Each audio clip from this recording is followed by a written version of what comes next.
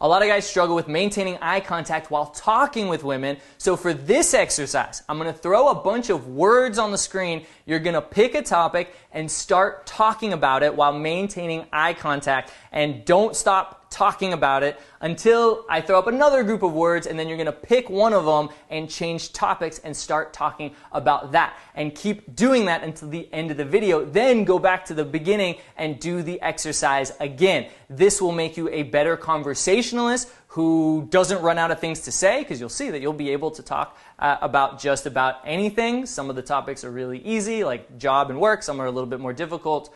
And you'll be able to maintain deeper, more intimate eye contact with beautiful women. So do this exercise a few times. Ready? Here we go.